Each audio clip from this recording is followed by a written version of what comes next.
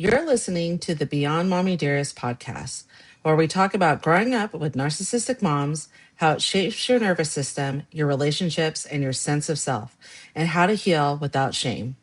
I'm your host, Nolani Pearl Hernandez. This episode is sponsored by the Happy Cannabis, body products designed to help you on your healing journey by supporting your nervous system with every application. What happens after you finally walk away from a narcissistic mother? Today, I'm joined by Leighna, the cycle breaking coach, for a raw conversation about no contact, trauma bonds, self-sabotage, nervous system healing, and learning who you are when you're no longer living for your abuser. Leighna, thank you so much for being here. What people don't see before is like we get to talk and get to know each other because most of the time, with the exception of one of my first podcasts with my good friend Victoria from grad school, we are meeting for the first time when we're doing these podcasts. And the one thing that we have in common is crazy psycho ass moms. So, and I really wish that was in the DSM-5, that it just said crazy psycho ass moms. How are they diagnosed? So thank you for being here, Leighna. I appreciate you. I appreciate your voice in the space. And for listeners who are maybe just discovering your work for the first time, can you introduce yourself a little bit and then share with us what led to you creating the Cycle Breaking Coach? Yeah, absolutely. So, as you said, my name's Leighna. I was raised by a very narcissistic woman, and I cut her off 4.5 years ago. And after that, I went on this journey of healing, as we all do, or I think most of us anyway.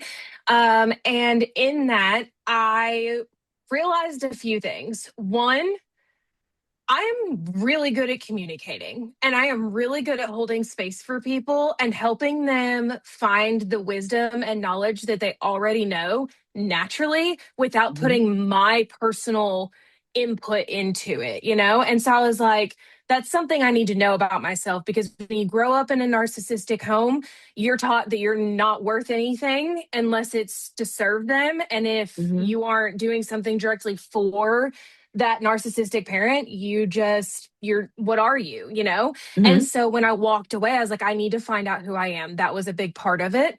And then through that healing journey, recognizing like, okay, there are a lot of things that I picked up from her in order to survive. And they are fucking up my life. They are ruining my relationships. They are making me so stressed and anxious and like I can't do anything. And I've got to just acknowledge that, and just acknowledging it and being like, oh my God, I do this like her, took so much pressure off of me, because I didn't feel like I constantly had to say I'm not like her. It was like, no, I did that.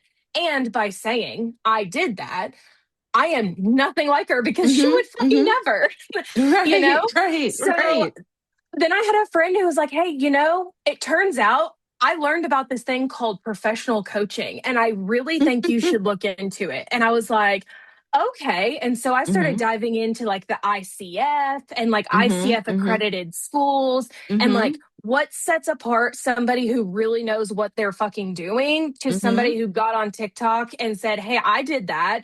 Oh, I'm going to tell you how to do it better. How do I do that, you know? And I found coaching and I fell in love with it. I fell in love with helping my clients recognize who they are, figure out how to love themselves, figure out how to regulate their nervous systems, and figure out how to do the things that therapy wasn't doing for them, right? Therapy serves so many purposes, but there was something missing for all of my clients. And so I got to step in and say, like, what do you need? And they're like, whoa, I don't know. How do I figure that out? You know? And with that just came like telling my story, because I wanted people to know they weren't alone. And so I really started taking content, you know, seriously, and it just kind of snowballed from there. That's actually a really great story. And I think for a lot of people in this healing space on the internet, they really, this is kind of how it happens. It's, you know, for me, I've been no contact for about 10 years now. And it took me a while to do it. I'm an only child, so it was definitely scary for me to think, okay, I don't have anybody else around. I'm not in contact with my family. What is going to happen? And that strength really comes from my husband to say, okay, I'm going to be okay as I do this. And, for you, you openly talk about being the black sheep of your family and going no contact. So tell me a little bit about what that means so that the listeners can and the watchers know. And then what really was the turning point when you realized that healing had to be a priority? Yeah. Okay, so the first question, being a black sheep and what that means to me, it means, well, in my family, it meant seeing the abuse, Hmm. calling it out, and Hmm. then standing against it. Hmm. Um, I am one of four. Oh, And my wow. younger Okay. siblings, I'm the oldest. So my Hmm. younger Hmm. siblings all kind of fall in different categories about Hmm. what they see and don't see Hmm. from my Hmm. mom. Hmm. And to me, it was finding a way to not just be like one of my sisters who tries to see the best in her and ignore all the rest, right? I wanted to Hmm. see good things, but I also didn't want that to only be where I was anymore. And then Hmm. another Hmm. sister is like, I see it, I'm going to call it out, but I'm not going to stand up for myself. So I'm just going to be quiet when it comes down to like it's getting tough. And then another sibling, it just doesn't see it at Hmm. all. And Hmm. I had to figure out how do I stand out from all of that because I don't want to be like that. I see that it is ruining their lives now, that it is like I'm recognizing it. I see it. I just don't want to be a part of it. So I had to stand out from that.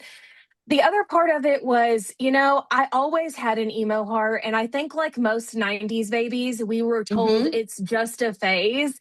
And this is Hmm. where that, quote, it was never a phase mom comes in because Yeah. that's so true. It clearly wasn't. But as I got older and I started finding like who I was, I got away from her and I started stepping into it. I was like, oh my gosh, I really like black. Like I wear mostly black. Like this is the most Yeah. color I own. I'm like, Yeah.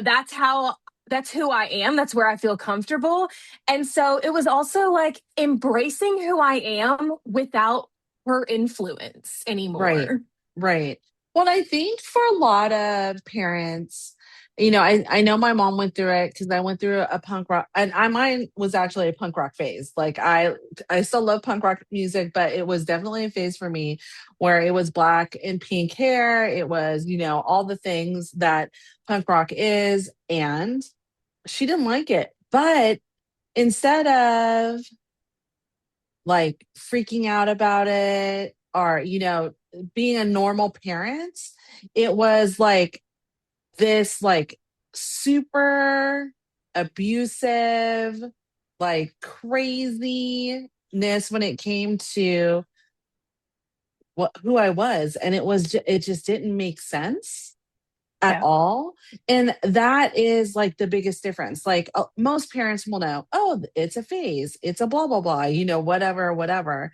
Whereas that is not my mom or my Yeah. parents. So I think that is a really significant thing, is that you knew that it wasn't a phase and you wanted to move forward. Was there a Yeah. moment that you realized growing up that this wasn't normal? You had four siblings or three siblings and they were all younger, but was there a point where you were like, ugh, this is not normal, there's something more going on? I think that my nervous system, my gut, like Hmm. my intuition did, but my brain didn't. I Hmm. worked so hard to be enough. I Hmm. was like the honor kid, I always had A's and B's. I was constantly pushing to do more. I had a job at 14, like Hmm. two Hmm. jobs by the time I was 16. Like I Hmm. was just Hmm. always trying to make everyone else happy. Right. And I truly believed that I was the problem because I noticed that my siblings didn't have the same kind of abuse that I had.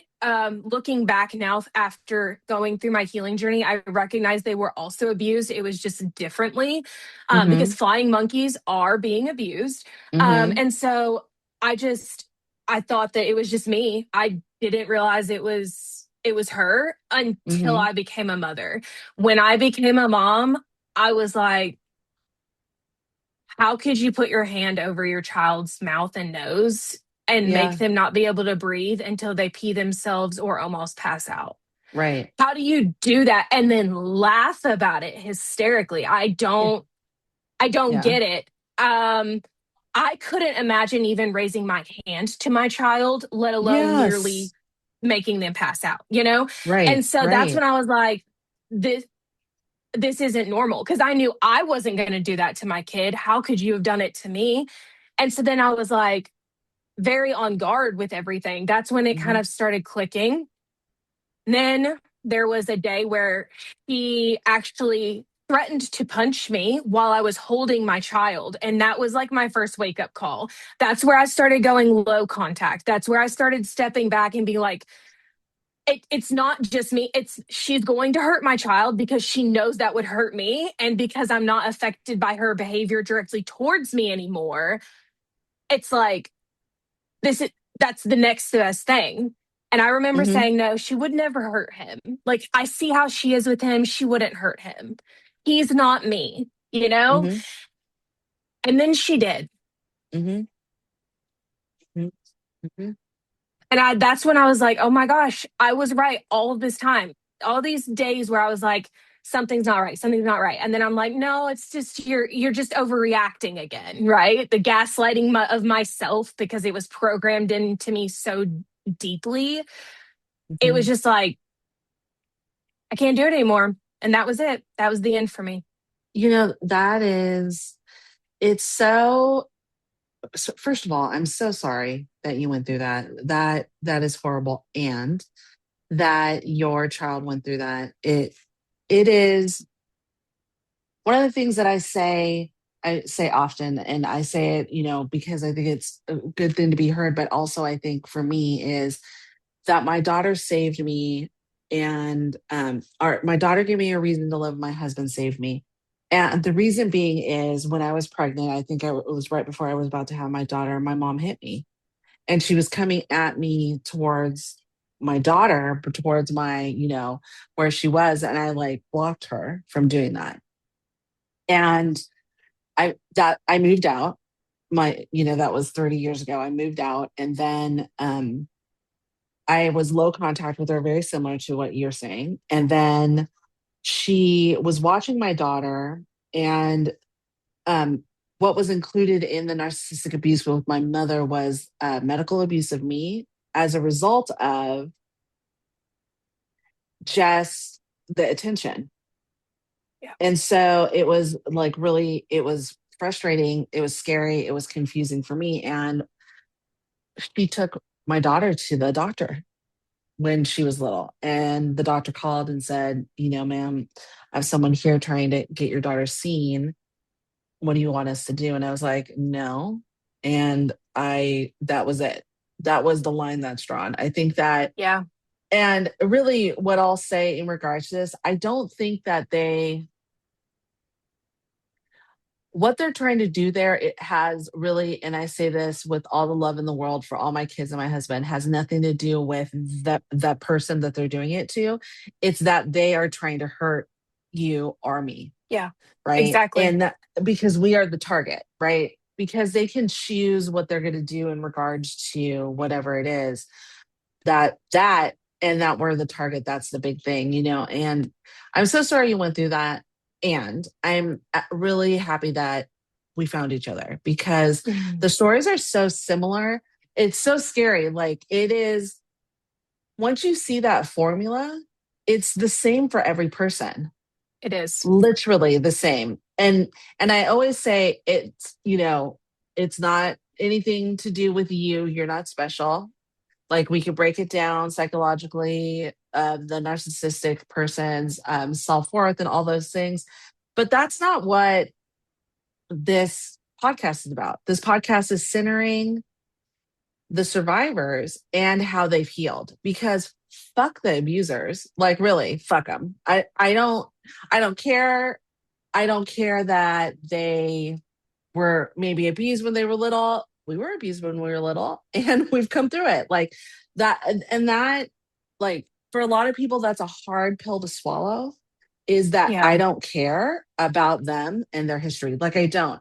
It is, there's a really, I got to clip it. I'll clip it in. There's a really, really good um, scene in West Wing. I don't know if Okay. you've ever seen West Wing. So West Wing, the chief of staff, Leo McGarry, is an alcoholic. And during the entire course of the seasons, he does not drink until there is one point where he does. But he was explaining to someone who kept offering him a drink and offering him a drink, um, why he didn't drink. He's all, I'm an alcoholic. And they said, oh, it's just one drink. He's all, but that's the thing. It's not one drink. It's the next drink and the next drink and the next drink. And everyone has has the ability to be a shithead. Like everyone does on a daily basis. I would say a large majority of the population decides not to. And what our mothers did is choose to let whatever dysregulation feed into this narcissism, and then abuse us. And that, I think, is one of the hardest things, is being able to break these cycles. And so what for you has been one of the hardest parts of breaking the cycle emotionally? Um, Not beating myself up when I almost say something my mother would be proud of. Yes. Yes. And when we say proud of, Most of, that means negative, like a negative yes, thing. It should be like, bad yes. thing, Right. bad thing. Yeah. I actually made a video about this the other day because I went to say something to my son and his ice cream cone broke. I was like making him an ice cream Mhm. cone and it broke. And I told him, I said, hey, it's broken. And he's like, oh no. I said, yeah. And then I almost said, but you're just going to have to deal with it. And that's something my mother said to me all the time, but it's not true. He Yeah. doesn't have to just, No. he could choose to not eat the ice cream at all. He could get a Yeah. bowl instead of the cone. He could Yeah. smash up the cone and use it as a topping. And you know Yeah. what? That kid's so fucking smart. He could probably think of 15 other ways to have Yeah. not dealt with it. Right. Yeah. And so Yeah. in that moment, I was like, oh, yep. What we could do is we could just add extra ice cream right there if that'll work for you. And he was like, yeah,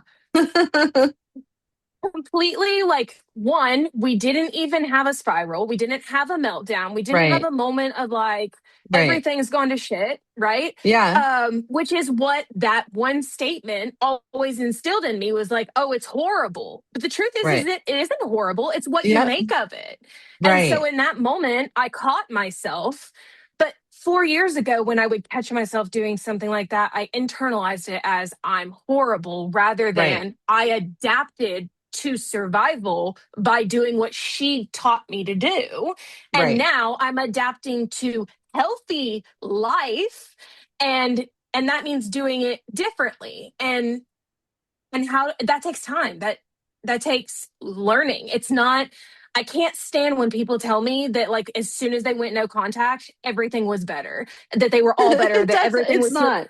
No, no, the fuck it wasn't. Because Yeah. one, that's not how your nervous system works. Your nervous No. system was trained to be this shit mess. And now Right. you have to untangle it. It's like Christmas Right. lights. It takes time. And Yeah. sometimes you have to replace a battery, meaning replace an entire habit. You Yep. can't just say, okay, I unplug it and now there's no more Christmas lights that are tangled up. Like that's not how it works. Um, Yeah, that's what I love, that analogy of tangled Christmas lights, because that's really, I mean, if you look at your brain, I mean, they literally were rewiring your brain, right? Like there's all these neurotransmitters, neurochemicals that go with abuse and the rewiring, and you're literally untangling that mess. Literally, you're untangling a mess in order to get to baseline. I yeah, mean, that's really what they did. And I think that for a lot of survivors of this narcissistic abuse, there is a shame that comes with like thinking certain things that you yeah, were automatically trained to think. Yeah, and that's what I talk And about so much because yeah, it is something that we carry this shame and this guilt, and that's the thing. Guilt and shame are two different things, okay? right, Shame is something that's put on you. So if you are feeling shameful, it is not from you, it's from the outside, which means it's not your burden to carry, right? right. Let their task be theirs. Their emotions are theirs to handle, theirs to Hmm. regulate, theirs to deal with. And then if it's guilt, that means that there's something that is truly not aligned with a value that you hold. So Hmm. sometimes that means looking past a value that your mother or other narcissistic caregiver Hmm. puts on you. Is Hmm. it yours? Well, sometimes it's not. For example, Christianity, that was not my value. It was put on me. And for a long time, I believed people who weren't Christians were bad because Right. they just weren't. And that's what I was told. And as I separated myself from that, I realized that's not my value at all. My value is how do you treat others? I don't care what your religion is. I Hmm. don't care what your belief system is or your Right. faith or whatever. But how do you treat people? Because I know a Right. shit ton of Christians who do not treat people well. Right. In the name of God, they don't treat people well. That's the thing. Like, and that's a whole nother like conversation to have because I think, you know, Oprah Winfrey and Mel Robbins got it fucking wrong when they said, hey, you should not be spoiled brats and talk to your parents. Well, fuck you. Especially disappointed in Oprah because she has been through abuse and she should know better. That's a whole nother topic. But when people use, well, God says honor thy father and honor thy mother. Like that's great. And there's like 1,000 other verses that we can talk about that talks about abuse, that talks about treating people badly, all those things. So fuck them. But I think that what I think is the most beautiful thing about healing is that every day is different and every day you're growing. And that's a beautiful gift that this abuse has given. And so for you, what does healing really look like right now compared to when you first started like 4.5 years ago and going no contact? Okay, so 4.5 years ago, healing looked like getting my disorder under control and graduating from the mental health hospital from the IOP program that I Mm-hmm. voluntarily checked myself into because Mm-hmm. I was not okay after going no Right. contact. That's one thing I do want to say here is that going no contact doesn't mean it's easier. It doesn't Mm-mm. mean it gets better even right away. Most of us struggle really bad. So if you do go no contact, please reach out to somebody. My Yes. inbox is always open.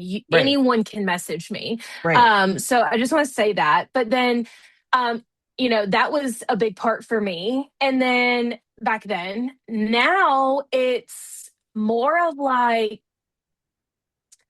allowing the celebrations to be celebrations. I have a service dog who will be retiring in 2 years from now. Oh wow.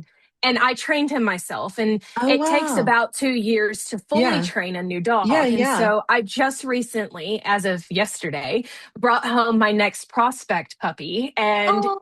I was so excited. I have been in love with this dog since I saw it. And I was like, I know that's the one for me. Yeah. Yeah. And so I got so excited, and then last night I'm laying in bed. This dog came home. He's like so calm and chill, and he's like sleeping in his crate without whining the first night away from his litter. I'm like, oh my gosh, this is like, oh, the universe is looking out for me. And then all of a sudden it started being like, okay, this is too good. Where's Yeah. the When bad is the that's next coming? shoe that's going to drop? When's the next shoe Yeah. that's going to drop is always what it is. It used to be where it was just that. It was like, okay, the next bad thing is coming. But now it's like, I'm so aware that I caused most of the next bad things.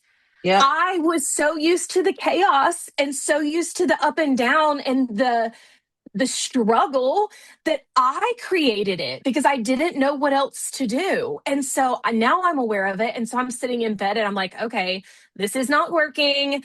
I am spiraling. That's my saboteur speaking because I'm a Right. PQ Right. coach. So, I'm Right. sitting Yeah. here Yeah. like, doing PQ reps, trying to like regulate myself and just recognize like, okay, it's okay that you're thinking this and you have the power to choose to do differently. So what are Hmm. you going to do? And I'm like, Right, we're going to right, meditate until we go to bed. right.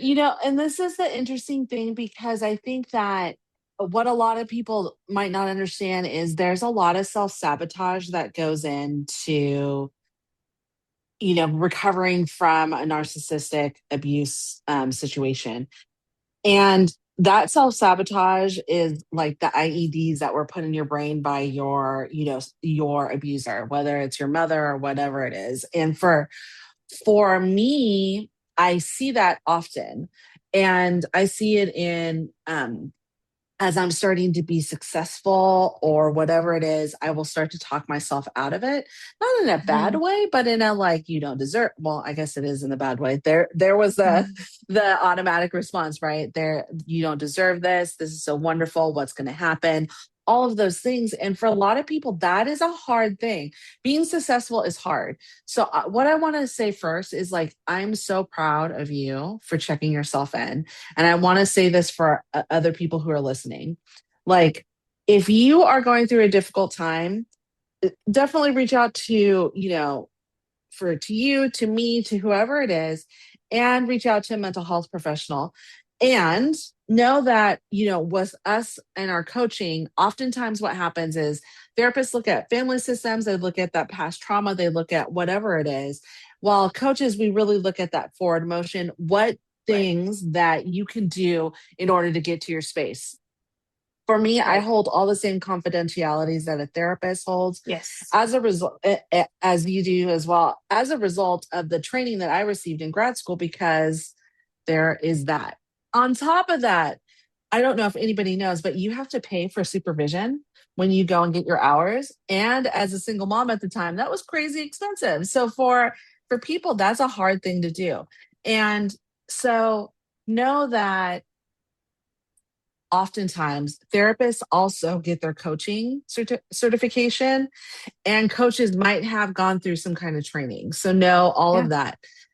I'm not certified to diagnose anything. I have a Right. DSM-5 in back of me. I'm not certified to diagnose anything, so insurance can't pay for us, but we can help, and that's the big thing. You talk a lot about trauma bonds with narcissistic moms. And Mhm. how do you describe how that feels like to someone who might still be stuck on the inside?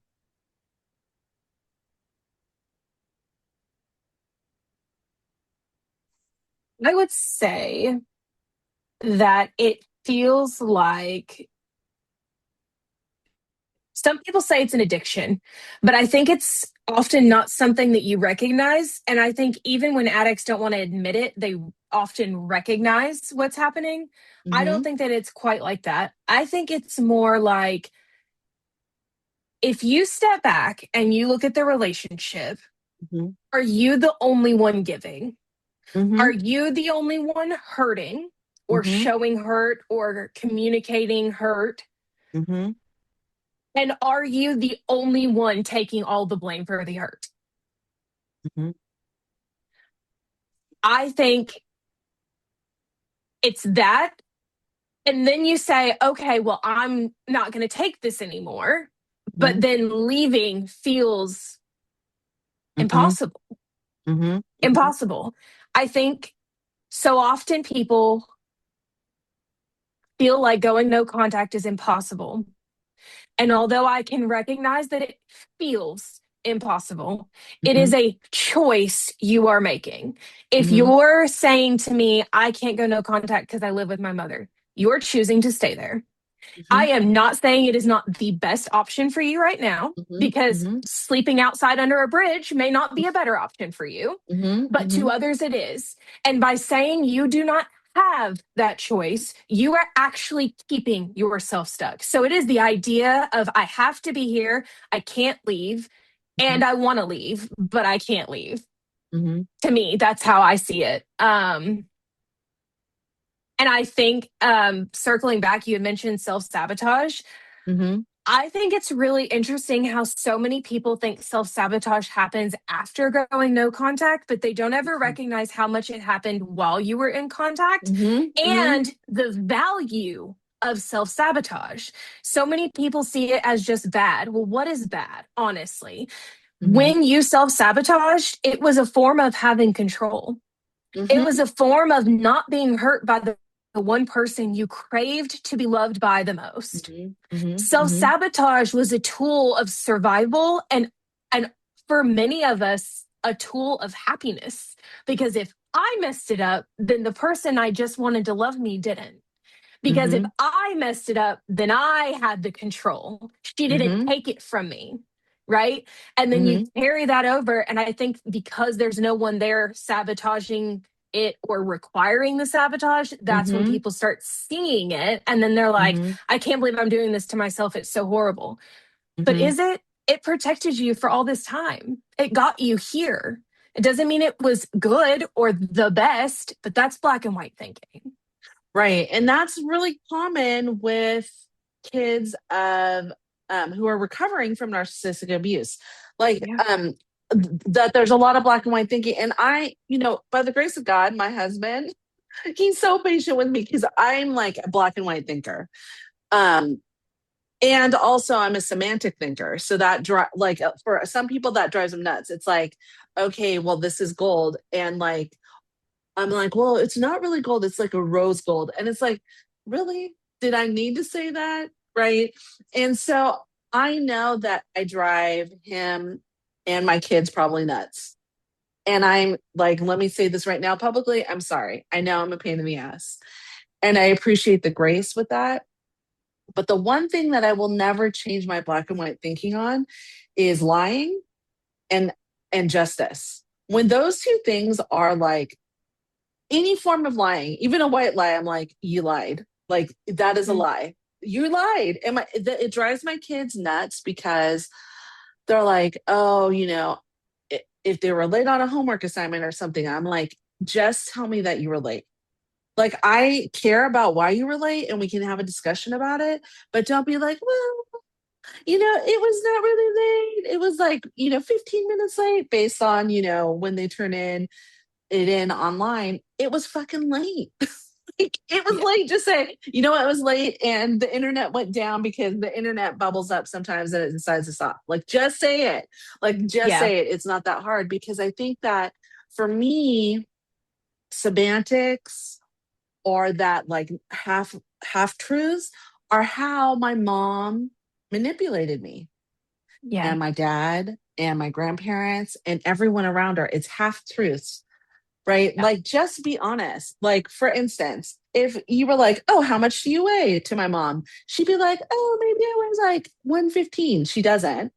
That's what it says on her driver's license. So semantically, she is right, but she doesn't. Who cares how much you weigh? It's none of your fucking business how much I weigh, right? Like, that's really Right. easy to say. Yeah. So that black and white thinking, crazy. I totally get it. And, I think there's a misnomer when it comes to trauma bonds. And so I want to say this trauma bonds, when it's worded trauma bonds, and I know this is semantics now, when it's worded trauma bonds, that is the negative thing. Bonded by trauma is different, meaning if you and your siblings were still in contact and you were super close, you are bonded by the trauma that you went through. Right. Where a trauma bond is control of one person as a result of the trauma. And Right. I think that is a really important thing. Like, so, and I could probably do a whole month on that because there's a lot of people that are bonded by trauma. I think the thing that's really important is people to assess that before they say trauma bond. It's very popular right now to say like popular, like toxic comments. Oh, they're being a narc. Oh, they're gaslighting me. Oh, all of those things. Like, I want to bring it back to the science of it and what it actually is. So, thank you for explaining that. Many daughters that I see that comment on things that I have, and you probably experienced this too, have an immense amount of guilt, and I would even say it's probably more shame after going no contact. So, how Mhm. did you personally separate that guilt or shame from the actual responsibility of being a child of your mother? And I think for me, the way that I was able to separate the the two and recognize that it wasn't my responsibility is recognizing that I wouldn't expect someone else to do it. So Right. why am I playing a role of somebody that I wouldn't be? I Right. wouldn't expect my best friend to deal with this with their friends. So why was I saying I was less? Why Right. was I saying that I have to take on all of this crap, right? Like Right. when I go to her, I'm listening. Mhm. I'm apologizing for Mhm. Mhm. your behavior. I mean, it happens that way, but like that's what was Yeah. happening, you know? Like I'm apologizing that you hurt me. Oh, And sorry. Yeah. somehow, like, yeah, how dare I have human emotions? Yeah. What was I Yeah. thinking? Yeah. Um, like, and somehow it was never reciprocated. I No. read a book and I couldn't even tell you what book it was because I don't remember what it's called, but I can tell you it's by Rusty Locke, maybe Locke, I think. It's a super short book. It's like his memoir or something. But in there, he talks about not taking on the responsibility of others, and that was like a big wake up call to me. There's a lot Mhm. of things in that book that I don't agree with, and I just Mhm. want to say Mhm. that like I don't Mhm. necessarily align with his Yeah. views. Yeah. But you know when you like take what's valuable and Yeah. leave the Yeah. rest, it was one Yeah. of those for me, Yeah. and it made a big difference in my life because I stopped assuming responsibility for everybody else's shit. I stopped Right. deciding that I was the only one who could fix it. Right. You know, and that I think is a really important thing. I think for in my experience in healing, one of the things that I is important for people to know is not everyone's healing journey looks the same. And I call it a charcuterie board of healing. Whatever you take from people, like you could say, you could hear something or be listening to someone who you think is atrocious, but they might say one specific thing, and you can say, you know what? That really makes sense. Not everybody Yeah. who's atrocious does that, but sometimes, Yeah. there's a little ray of sunshine. And I think that is a really important thing for people to realize.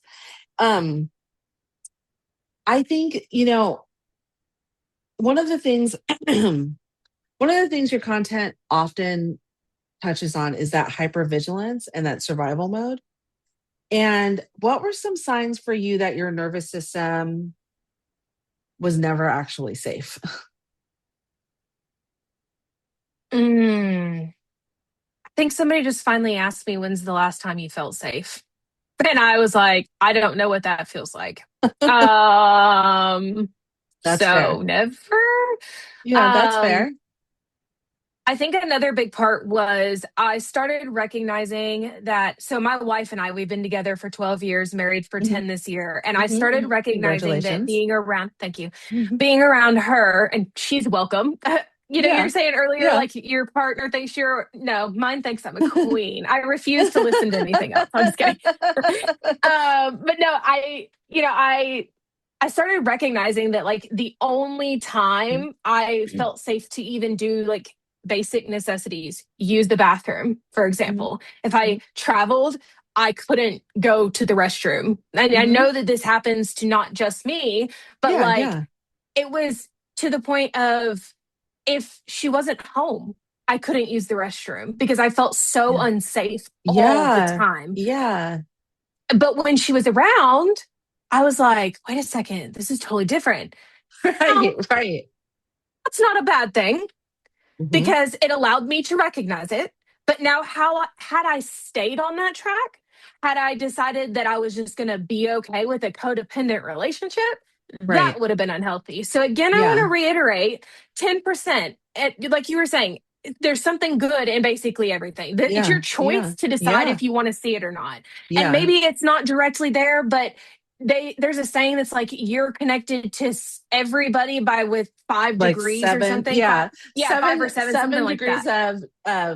of Kevin Of Bacon. That's the, yes, okay. like, So yeah, something like that, right? So yeah, there's I don't like that about it, but I like this about it. Okay, well, I yeah. don't like that about it, but I like this about it. You know, in Right. PQ, we call it the 10%. Find the Yeah, 10% yeah, that you can yeah, turn into yeah. something that's not horrible. Right. And I think that's really important. I I say that my husband saved me, and I honestly do think that's true because we're talking about, where that safety comes from. He was the Mm. first person that saw without me telling him that my mom was a narcissist. The first Yeah. person, he was like, "Whoa, that was a lot. I'm going to Yeah. let you handle that." I've told the story multiple times about what she did at my grandfather's funeral. My grandfather loved my husband, met him at the end of his life, and none of us, my grandfather was the patriarch of the family, and none of us knew what to do when he got sick. And, like, when he was trying to get up one time, all of us were just staring at him. And my husband was like, "What are you guys doing?" And, like, politely moved forward and helped him out of bed. And so my grandpa, when I my daughter and I both went and had some time with him alone without anyone around to just kind of like say our goodbyes, listen to the last bits of wisdom that he would want to give to us. And he was like, "Don't fuck this up." Like, literally about my husband. And I love telling that story because I think my grandpa held on as long as he could as a result of knowing that I was going through all this stuff. Because he was my grandpa, he couldn't really like step in and save me from it, which is fine. It was not his responsibility. Um, and he knew because my dad, he had full custody of my dad and his two brothers when my dad was like, I think he was like under the age of 1. And Oh, his wow. wife, my grandma, so my dad is like in his 70s. I loved my grandma. She was an amazing grandma. She moved to Oregon. She had a whole nother family. I think she really took lists of her life and said, "Okay, I'm going to do it a different way this time."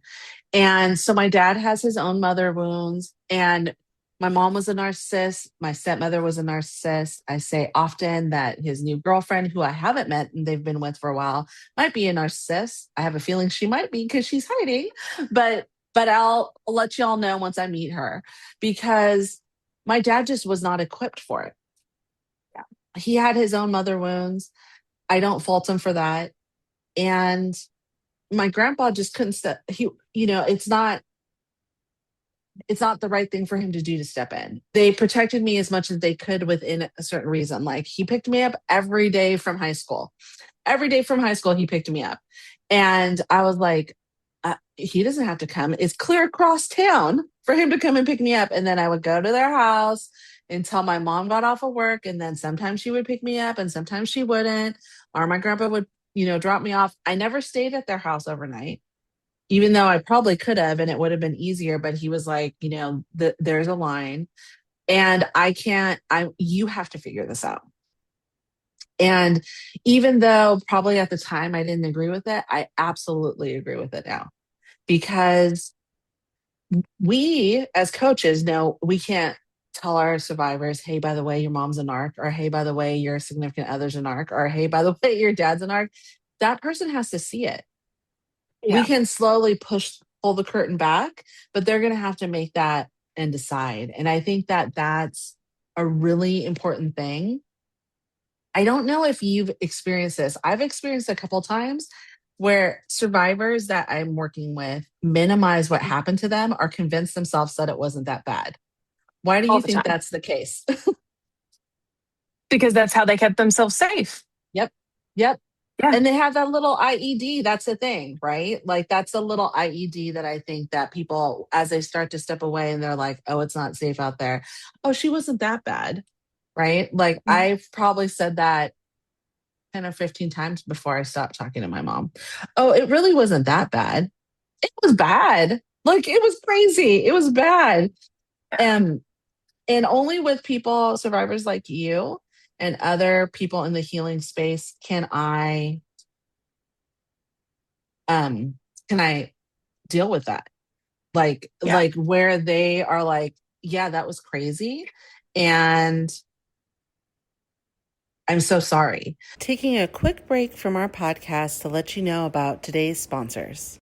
Feeling overwhelmed by anxiety? Does it have you overthinking, second guessing yourself, or constantly on edge? Meet eye care, a 14-day experience designed to help you understand your anxiety patterns and practice simple, evidence based tools that fit into real life.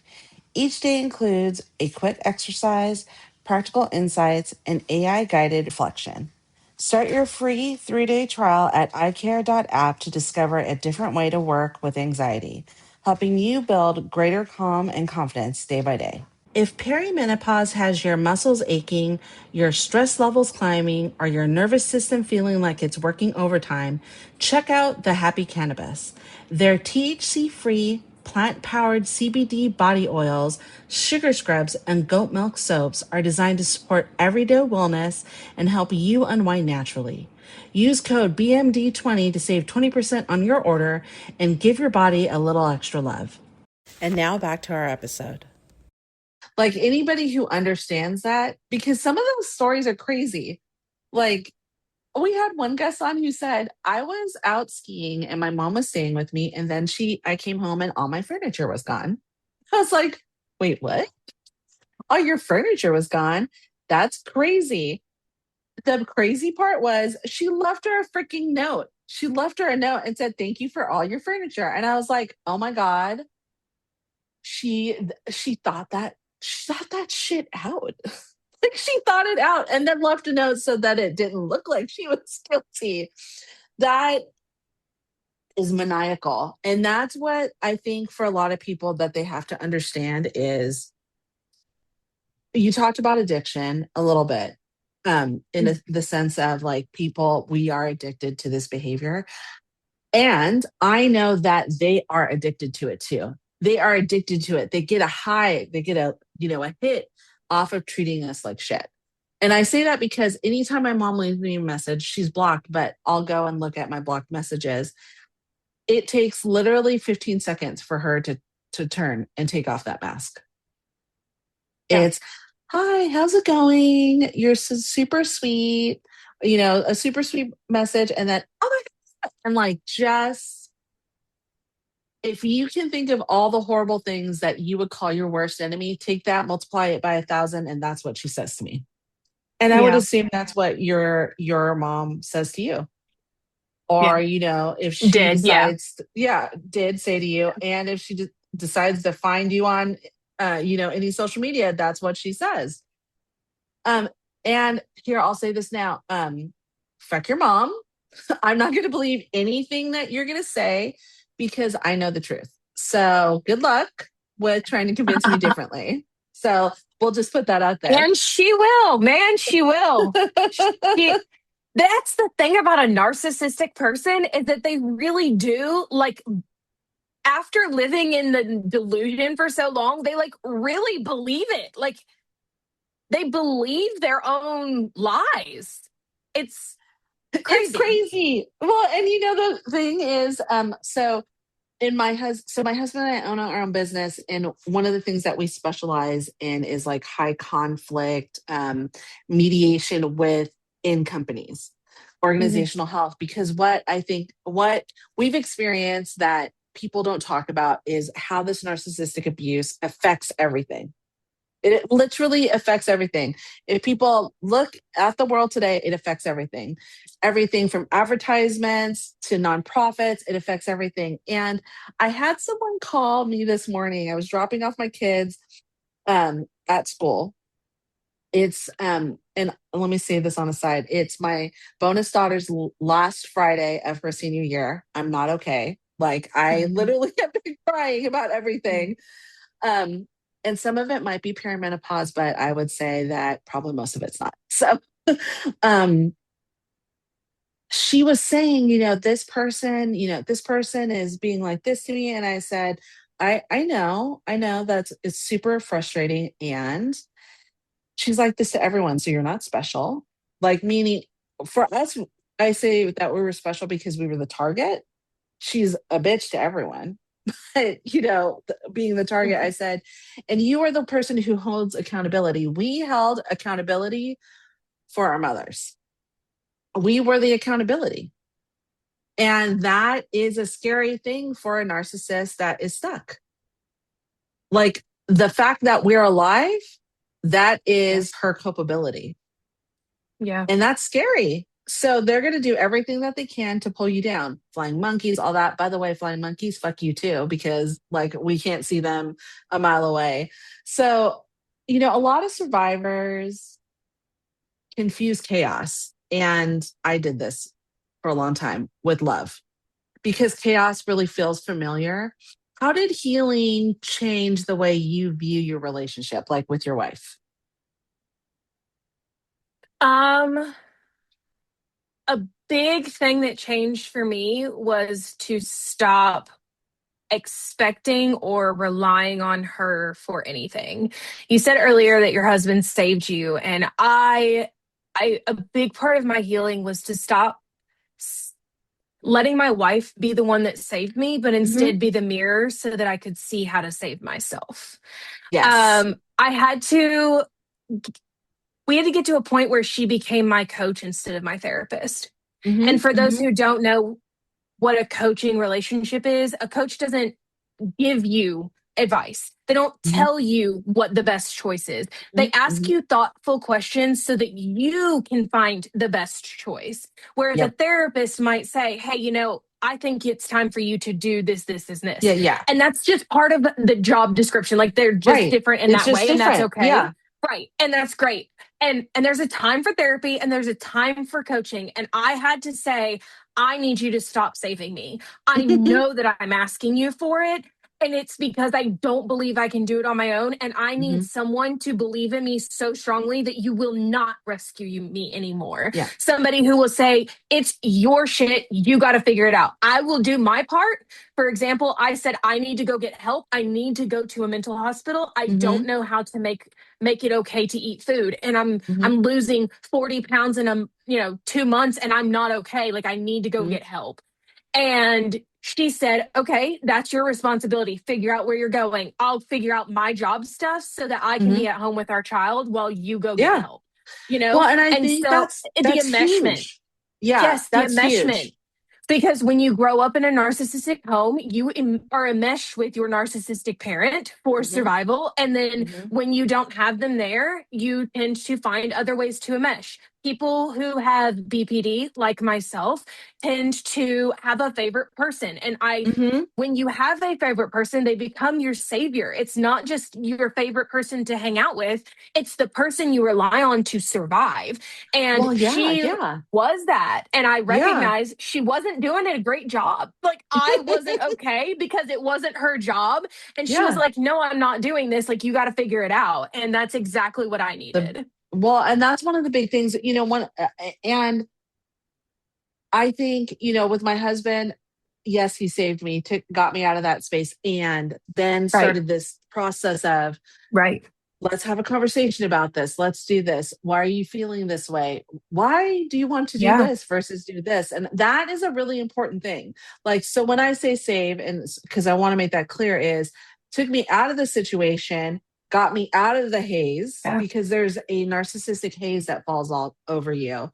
And Yeah. then you start to relax. And for those of you, so I'm going to get on my mental health soapbox. For those of you who think that BPD is like this big crazy thing because it's under a certain cluster, fuck you guys, you don't understand. So, BPD is very common when you have gone through some kind of trauma. And the reason why is BPD is an attachment disorder. It has nothing to do with anything other than that. And you did a really great job right there of explaining what it could look like. Yeah. Because I know I have um, worked with many people who have BPD, and it's hard. It's hard. And the feelings are big. The feelings are Yeah. big, a lot bigger than like if someone well, maybe traffic is probably not the best thing because get pretty upset at traffic. But a reaction might be much bigger than and I say a normal, very like loosely, what people usually understand. And what I will say is this: I appreciate you bringing light to that because good on you. You are a fantastic person. Good Thank on you. you. Like I think that the first of all, I just want to also say BPD is not my only 3-letter diagnosis. yeah. I also have a few 4 and 5-letter diagnoses. Okay. So it's not my only Yeah. one, but Yeah. what people think of as BPD are the ones who get the most light. It's just like Yes. dog bites. Pit bulls are Yes. not the ones who do the Yes. most biting, but they're No. the ones who always get the most Right. publicity. So then Yes. people believe they're bad. It's the same Yeah. thing with mental health. Most Yes. of us have gone to get help because we are tired of our life being miserable. And Yeah. most of us no longer actually who have been diagnosed with BPD hit all of the criteria because we've done No. the healing and the change and the Yes. growth and the work. Yes. We don't just show Yes. up to a talk therapy session. We show up to a therapy session where we find a Yes. tool and then we fucking use it And over you and think over that's and over yes. again Yeah. until it works and becomes natural. Yeah. I do not have an unhealthy attachment anymore. No. I am actually now a open polyamorous person who has had Mm-hmm. multiple long distance Mm-hmm. relationships. I've Mm-hmm. had Mm-hmm. multiple, relationships outside of my marriage that have been healthy that have just not worked out for one Mm-hmm. reason or another, but Yeah. they weren't Yeah. unhealthy attachments. They Yeah. weren't unhealthy relationships. And, that became the way that it is because I worked on it. And that's how most of us are. But until more of us start Mm-hmm. saying, I'm willing to deal with the backlash, which by the way, I have dealt with the backlash. Mm-hmm. My uh, potentially, allegedly, possibly mother called CPS on me multiple times, trying to say that my mental health was bad. Unfortunately for her, it wasn't. And I was working on it and I was in a great standing. I've now graduated therapy. My therapist is like, look, you can keep coming to me and spending $150 to tell me about your week, Or you're but graduated. you're literally finding enough of what needs to happen on your own and in Yep. your coaching sessions with your Yep. professional coach that you paid Yep. that Yep. you don't need me. We don't need to talk about your past anymore. It's not Yeah. serving you. And I was like, oh yeah, I you're guess you're right. And I right. think that Yeah. I felt like I heard for so long, you need help, that now I'm Yes. like, I just need help. But the Yep. reality is I got the help and now Right. I'm okay. Yeah. Well, and that I think is a really big thing. What I want to say here is a couple things. So, um, I'm super monogamous because I'm a crazy jealous person. And it's just not my thing. And for you, it totally works. So I want to say that because I think that people don't understand it. When they don't understand, they rip on things. So I want to say that's you. It works for you, not my thing. So like Yeah. that I It's think not is my a wife's really thing. Just yeah, to put it yeah, out there, my wife yeah, is monogamous. My wife is yeah, like not interested in yeah. dating anyone? So Yeah, it's like, yeah, it definitely isn't for yeah, everyone. But at some yeah. point, when you start to learn who you are and you start to Yes. feel safe in those moments, I would not, if I was still where I was 4 years ago, there is no fucking Yep. way I could have maintained 2 relationships because Right, right. I would have imploded on myself, Yes, you know? yes. I So think, it's just to number say, one, like, yeah, just because yeah. somebody has been diagnosed with BPD doesn't mean that they are currently It's it's not a life struggling with sentence. Like that's BPD. what I think is That's the really other thing. important. Most people, this came from the book I Hate You, Don't Leave Me, and it's a book about Yes. BPD. It's an amazing Yep. book. If you have Yep. never read it, you should, even if Yep. you don't have BPD or know someone with BPD, Yep. because it's just a great tool to show you how to have better relationships, right? Yep. But in that book, they talk about how most people by the age of 45 don't even have BPD anymore. And it's Yep. because they've done the healing, they've done the work. Yep. Because, like you said, Yeah. it is an attachment disorder. So once you Yeah. learn to have a healthy attachment, Right. you don't have the It's disorder good. anymore. Well, and I think that's a really important thing to like discuss when we're talking about it. And there's this really great nonprofit called Emotions Matter that we've worked with before. They are fantastic. They talk about it. And I say this because it's an important thing for people to understand that you should graduate from therapy. You should. That And is part of coaching. the And healing coaching. and coaching. Like our job, and I'll say it once. I don't like saying it because, income, but it is our job as coaches to work ourselves out of a job. That's the Yep. that's the job. That's the job. And I think that for a lot of people, there's a misnomer that you need to continue. If you need to come back for a spot check, Like, go for it. My Mac. I'll go for it. Like, I'm all about it. Like, come back for a spot Yeah. check. Same thing with therapy. There is a misnomer, I think, in the world right now where you have to go to therapy all the time. If therapy serves Hmm. you, fantastic, great, go. And you don't need to. I You, also want a to good say healing therapist. is not a Yeah. lifelong sentence. You Right. can be done Yeah. healing. Yeah. Is Growth different. is a Yeah. lifelong sentence, but Right. healing does not. I hear Right. people say all the time, like, I'm going to be healing forever because of my trauma. No. No, you're Yeah. not. No. You'll only be healing forever because of your trauma if you You choose to be choose healing to. Yep. forever from your I got to trauma. get this. I've got to make sure I put that clip up because I think from the West Wing, it's really important for people to understand that mental health is a choice, meaning if there's something that I think that narcissists, this might be people might not like this, but I think that narcissists have a choice. Like they have a choice on whether or not they're going to be some way. We had a choice to break the cycle. And we Yes. did. We have broken the cycle. And that I think is a really important thing. The other thing I want to Yes. pinpoint, and then I'm going to continue on with our questions. And I don't care how long this goes. If we have to break it into 2 podcasts, I think that's fine.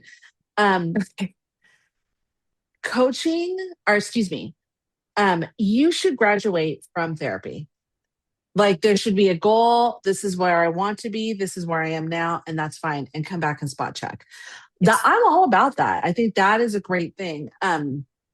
So now that we've blown that whole thing up and let people know that it's not forever, Yeah. what do you think are some signs that people are still in that survival mode, even if they Yeah. appear to be functional on the outside? Yeah. You know, I, I think it's important to say the reason I blow it up is because I think people deserve to know that they can do it on their own, and if Yep. I make them feel like they have to constantly come to me, then Hmm. they never believe in themselves Yep. fully, and that is Yep. what I want as a coach, is for my Yep. clients to believe in themselves fully. Yes. um and I think that part of that comes with just recognizing. So like I think that that's the answer to your question, is Yeah. what can you recognize, what can you pull out, what can you see that you didn't before. 100%. I agree with that. A lot of and we just talked, I just asked this question, so let me start another one. Okay. How does a healthy relationship actually look and feel like to you now? Oh my gosh, this is one of my favorite topics. Okay. Okay, I good. don't even get to talk about it enough because I spend so much of my time talking about the signs and Yeah. signals of Yeah. an unhealthy relationship. Yeah. Yeah. Um, but a healthy relationship feels like a landing place with no requirement to land. Yep. That's it. A Mic drop. healthy relationship looks like someone supporting you in who you are, what you want, and what you like without changing who Hmm. they are, Hmm. what they Hmm. want, and what they like. Hmm. Um, and I think it looks like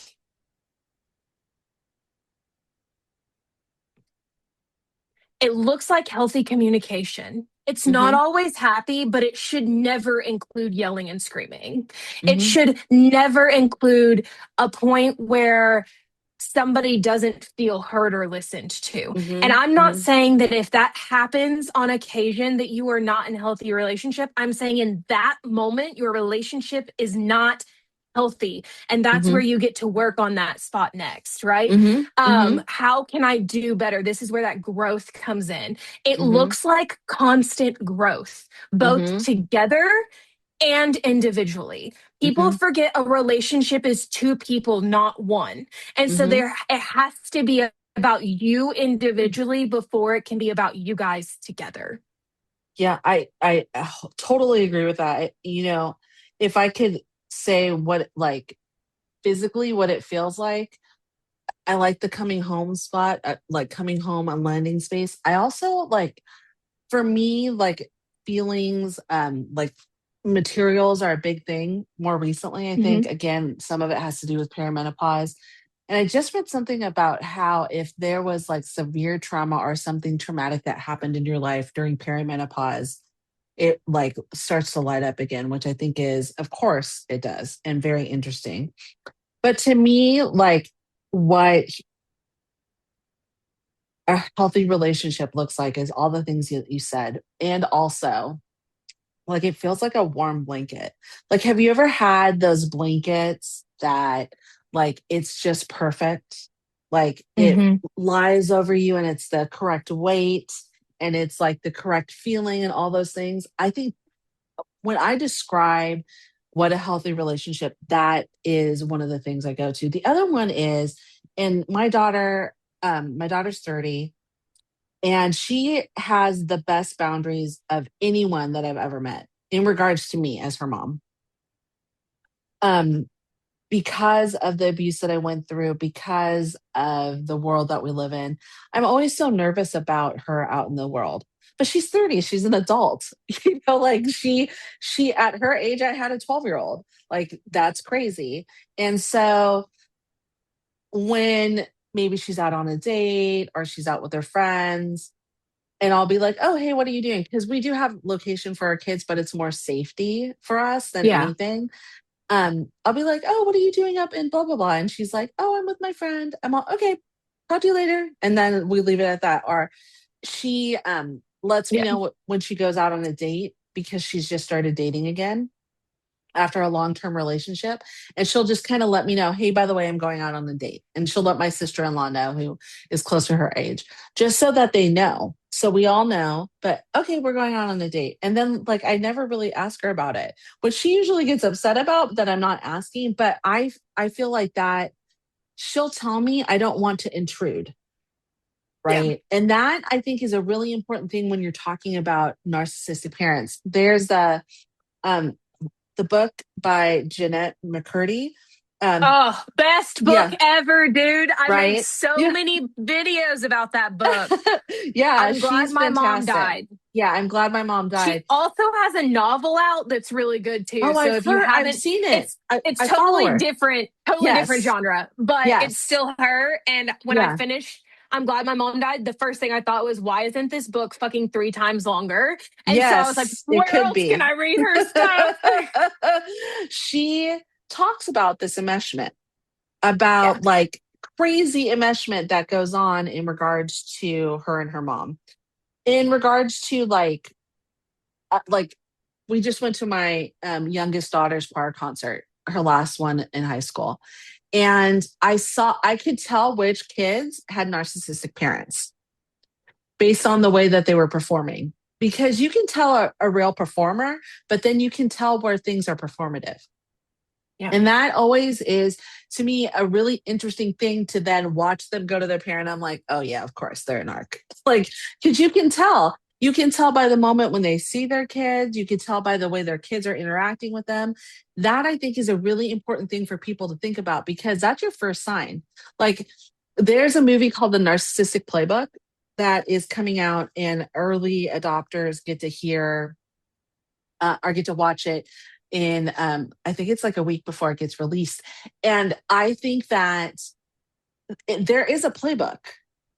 It just isn't as clear, but there is a playbook. And there is a moment that all of us where that mask comes off.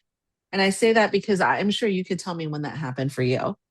And I could tell you when it happened for me, when all of a sudden, like if you were outside in public and she forgot that she was outside in public, or she felt comfortable in her space. And that to me is really an important thing for people to like really focus on. You Yeah. know, for listeners that haven't experienced the kind of love that you and I have experienced in our partners, in your wife and in my husband, what does that emotional consistency look like in practice? Um, well, I mean, I think that it looks like always being them. Hmm. Again, I reiterate the separation. Hmm. Um, you know, we get so comfortable with enmeshment on Mhm. different levels, that when we don't have it, we tend to think that it's actually a bad thing, Mhm. and it's not. So I think that emotional consistency looks like being themselves, Mhm. even when you're not Mhm. yourself. Mhm. It Mhm. means not allowing, my wife and I say it all the time, like to each other, if I'm in a bad mood and she's like hyper and all over and Mhm. Mhm. everything, Mhm. and I'll just look at her and be like, look, I am just recognizing that you are in a great mood and I am not, and neither of us have to change. And I'm just recognizing it. I'm just putting it out Yeah. there. Yeah. Yeah. Because for a long time I would try to change. I would try to be happier, or I would be Yeah. like Be mad angry with that me. she was, Yeah. yeah, angry that she wasn't angry with me, like, um so I had to separate them. It's about Yep. separation. It's about really truly, so the one of the very first steps, and kind of like all of my clients go through like this same general Mhm. beginning Mhm. rhythm. And it's, Mhm. who am I and how do I love myself? It's like the first Yeah. two steps, right? Yeah. And so once you figure out who you are and then you start to love yourself, that's when you start to do that enmeshment separation. Like Yep. you no longer are enmeshing yourself with everyone around you in order for Mhm. to feel safe. Mhm. And that's a big part of it, but it's happening even when it's hard, even when it's Yep. hard. Yeah. And I think that's a really important thing because when you start to heal, it might not feel like you're healing. It might feel like something else because things are getting, I mean, really, let's have a real conversation about, you went through some really complex trauma. Like, it was really Mhm. complex. It is possible that you have CPTSD. It is I do. quite possible, right? And oftentimes, we were just talking about BPD, those get diagnosed at the same time or diagnosed one or the other because Hmm. they look very similar. Yes. And so I say this because as you are starting to heal, if it doesn't feel quite like you think healing looks like in the movies, it's not going to. Let me just say that. It's not going to be Mhm. sunshine and rainbows, coming out of your mouth all the time. It's going to be crying. It's going to be frustration. It's going to be being upset, understanding why you're upset and processing it through that. That's all healing. It's all Mhm. healing to become the person who you are. And I think that's really, really important because you were conditioned to be the way that you are before your healing process, because the the abuser, the narcissist, our mothers wanted us to disconnect from who we really were, so that our Yes. warning signs that usually would come up of, this is probably not a good idea, don't come up. Or if they do, we say, oh, shh, shh, shh, shh, shh, right?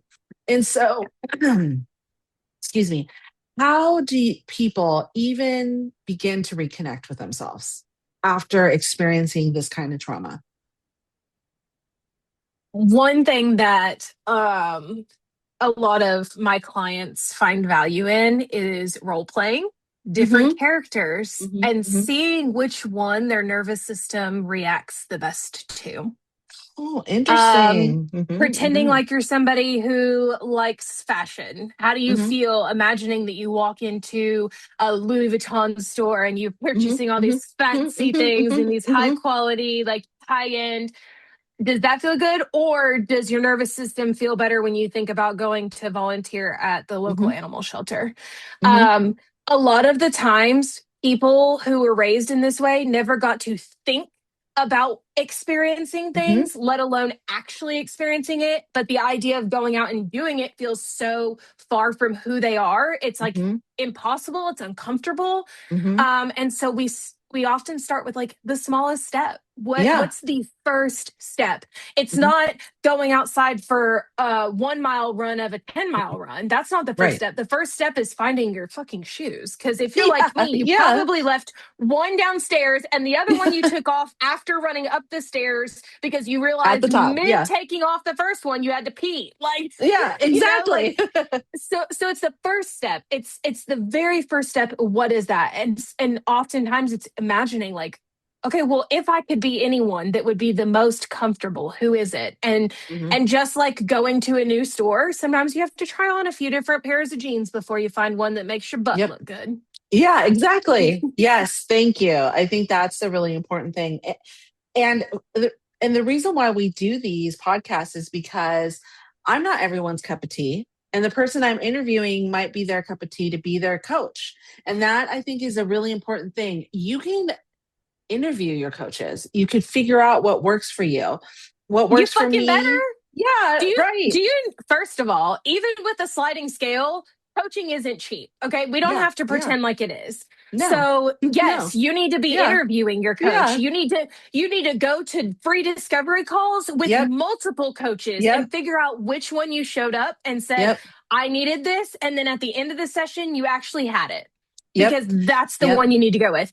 And Yeah. just like you were saying earlier, therapy and coaching, like you might need it now and then you don't, and then you do Hmm. again. This coach might be good for you now. And in 6 months, it's Yeah. not a good fit anymore. They can And just be for that's the season. okay. Yeah. And, Exactly. we've interviewed a couple therapists that talk about how you can coach in therapy at the same time, which I Mhm. think is a really thing. There shouldn't be any. It was really interesting. I was in this group, I admin this group of daughters who have narcissistic mothers. There's like 7,500 women. It's a Facebook group. And so me and three other admins, we don't let anybody do self promotion because we can't review it, but we put things in a like a newsletter. I'll create a little newsletter monthly. People can put it out, but I will put up my discounts to be like, hey, if anybody wants to do this, just for space. And I did like a holiday one as a result of this is going to sound crazy, as a result of just helping people out. Right. And so Yeah. this woman like said, how is this different? Why are you saying that you can do trauma, blah, blah, blah? And I was like, whoa, like, why are you attacking me? Like, okay, that's fine. And I said, I never said I was a therapist. I never said I was going to fix their traumas. What I said was, this is support. If you want it, we can do it from here to like for the next 6 weeks for this cost because holidays are hard. They're hard. Yeah. Yeah, And they are. we do like I do some stuff on WhatsApp so that it's really easy. So if the person's in the situation, they can like message and I Yeah. can help them through the process. It's very removed, but also very in it. And Yeah. so she started ripping on me. And because as daughters of narcissistic mothers, we have a high sense of justice. Um, Mhm. my fellow admin, who I love to death, like we would have never ever been friends outside of this. Not because she's Right. not lovely, just because we don't have anything in common. And she's like, I saw that lady do that to you. I kicked her from the group. I was like, okay, this is where it gets interesting. So this one woman messages me. It's not the same woman. This one woman messages me on Facebook and says, hey, I see that you're part of this group and you posted something, but then you can't be a part of the group. I can't remember exactly what it was, but it was something where like receipts were really easy to pull up. And so I said, okay, who are you and what group are you talking about? She's all, oh, it was this group. And then she's all, oh, never mind. I was all, okay, you're not going to gaslight me. The other group was another like recovering from a narcissistic mom group. So I was really surprised that this woman did this. I said, "Are you reaching out to me based on this post?" I said, "Another admin decided to remove her from the group because this is her first infraction. She's done this to other people. She's been mean and rude to other people, and we just don't do that. Like ours is always like be nice or be kind, and if you feel like you can't, scroll on by. Like shut the fuck up and scroll by, right?" And so Yeah.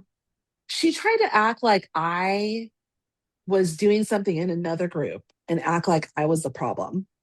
And I was Mm. like, okay, but if you look here, like scroll up in our conversation, this is not the first time you and I have talked.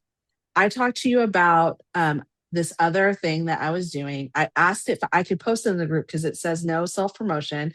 And I wanted to ask, hey, do one of you want to put this up? And you said, that might be a self promotion. I said, cool, awesome. I'm not going to do that then. I'm not going to break the rules. And she was like, oh, well, and then she blocked me. This person who was trying to call me out for something else that didn't happen that I had the receipts on, I was like, did this bitch just gaslight me and block me? Like, really? Okay.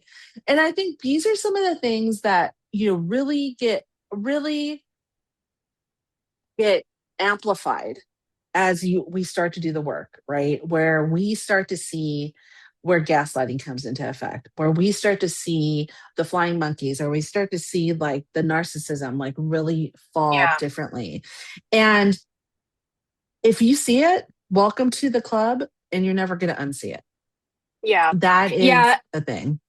Yeah. And, we've used some terms in here that I think most people would know, but not everyone. And I don't like to assume. Yeah, So, let's do that. gaslighting, that's Mhm. that's where someone tries to change your perception of your reality for Mhm. their benefit, right? Yes. So you say, you hurt my feelings because you did blah, blah, blah. And they say, no, I didn't. You just took it that way. And you hurt my feelings because you Yeah. did blah, blah, blah. That's a shout out to my grandfather, by the way. Hey, Paps.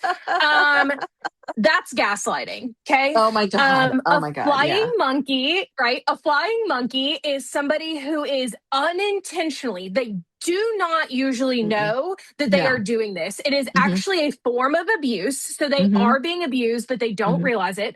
And Yep. what they usually do is the dirty work for the Yes. narcissist. They Yes. say things, they spread things. They might come to you and say, you just need to forgive her and move on. It's been long Yep. enough. That's a shout Yep. out to my sister. Hey, girl. Um, so that's a flying monkey. Yep. And then the other one we've said a lot or that I want to point out is triangulation. Can we talk about Yes. that? Yes. Let's Okay, talk so about that. triangulation is when somebody comes to you and gets you to turn on Yep. the other person and Yep. also be a part of it. Yes. This happens when your, let's say, mother goes to your sister and starts telling her how she needs to step up and say this to you and tell Hmm. you to Hmm. do this and tell you to She forgive her thinks because it's this. been long enough. Yeah. Yes. Right. She thinks this about you and blah, blah, blah. Think She, yep. Mean Girl It's on to get you to steroids. like, Yeah. yeah, it's to get you to fight and to take their Yeah. side. So it's Yeah. like, it's like a double whammy, kind Yep. of. Yep. And so that, again, another form of abuse. So if Yep. someone is using you for triangulation, that Yep. you're actually being abused by Being them. This is abused. Yeah. emotional and psychological manipulation and abuse. So just be Hmm. aware of that. Hmm. And Hmm.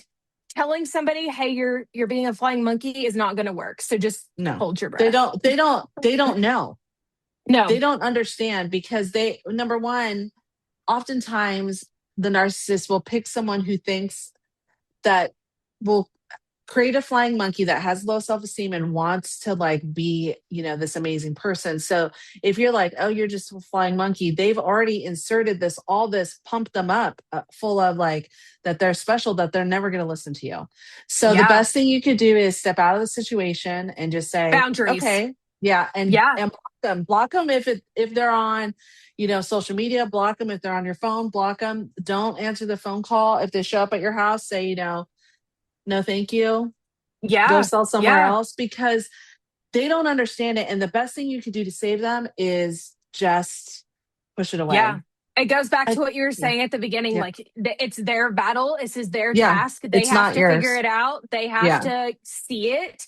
Yep. And, I only believe in stepping in if it involves a child. If it involves a Yes. child, you step in Yes. because a child is not responsible for seeing these things. They Well, need the outside they don't help. have the tools. They don't have the Right. tools or the Right. But life lessons. if it's Yeah. another adult, you just have to let it take its You course, got to because take a just like step. you Yeah. weren't going to wake up any sooner than you did, they aren't Yep. going to either. And all That, it does is yep. create more of a rift in your relationship and more Yep. stress and anxiety for you. Yep. And right now you're in a position where you need to be focused on your healing and your Yes. growth and your safety. Well, and I think another thing, like, and I take this from the AA model because I've had people in my life who have come to me because one of the steps is to say sorry, Yeah. right? And I think that as people are coming out of the haze, of the flying monkey haze, and saying, I'm not going to be your flying monkey anymore, if that does happen, and they come to you because they should come to you and say sorry. Like, I think that's something that's really important that they do. This is not the time for you to kick them when they're down. Like Right. to say, I appreciate you saying sorry. And at some point, we can have a discussion about how that's hurt me. And I know Yes. that you're hurt and you're going through your process. So I'm so proud of you for understanding. Come back to me when you want to chat. That's a really, really important thing, for a lot of people. And, one thing I want to say about triangulation is it is so sinister because oftentimes it happens with siblings And smear and campaigns. in smear campaigns. And I will say, like, going back to the narcissist, they're like a piece of shit if they're going to use, your own blood or DNA. Like, I saw that happen with my mom at my grandpa's funeral. Man, she had a whole smear campaign. Every single person, not her family, by the way, my dad's family, because my mom immigrated from the Philippines and they became her like family here, of course, because she was married to my dad. But she literally went to every single one of my grandpa's sisters and talked shit about me. Every one of my grandpa's nieces and nephews, and talked shit about me. And I was like, what the hell is she doing? Like, they Yeah. literally saw me get up, speak about my grandpa, all those things, and she's there talking shit about me. I was like, okay, I'm peacing out. This is, no more. I'm no more of this. Yeah. So I want to close. I've been starting to close with two things. I always ask one question that's the same, but I've been doing a speed round of questions. It's Okay. called Trauma and Chisme. Chisme is gossip for all of you who don't speak Spanish. It is the most important word that you will need to know. Chisme, the gossip, right? So trauma and Got it. chisme. Cheese may. All right. So tell me, what music instantly hypes you up? Anything heavy metal, as long as Oh, it's nice. screaming at me. I love it. Something small that instantly makes your day better. When my son tells me that he's proud of me. Oh, I'm gonna cry. What is your comfort show or food or comfort thing that you like? Okay, so if it's bedtime, my we watch guys grocery games every night. I love Mm-hmm, cooking. hmm. If it's like during the day, right now it's reruns of Hannah Montana. I love that. I love it. I love it. Which, if I could get Miley Cyrus on the show, that would be amazing. She probably has some shit to say. I would. That is chisme right there. um, Yes. what's something about healing that people don't talk about enough? You're responsible for it, nobody else is, and you have to stop playing the victim before you can start healing. What's one thing you hope listeners take away from this conversation today? You have the power, they do not. You just have to decide to start fucking using it. I love it. Thank you so much. I've so utterly enjoyed this conversation. Yeah. And we will have to have you back on again in Yeah, like, a absolutely. year or so, see how things are going. And I want to do like a whole like round table of women healing from narcissistic mothers because I Oh, think for that would sure. be a super cool thing. So thank Yeah. you. And we will be in touch soon. If you were raised by a narcissistic mother, remember what Leighna said today. You have the power, they do not. Healing is learning to trust yourself, untangling what you were taught to survive, and building a life where you can finally decide who you are. Thank you, Leighna, for joining us today. Thank you for listening to the Beyond Mommy Dearest podcast. If this episode resonated with you, please subscribe to the podcast, leave a 5-star review, and share it with someone who could use a little hope today. To learn more about coaching, upcoming events, and our growing community, visit the links in the show notes. Until next time, keep choosing yourself, keep healing, and remember, you are worthy of love, peace, and a life beyond survival. Your skin is a part of your nervous system, and taking care of it is essential to overall balance.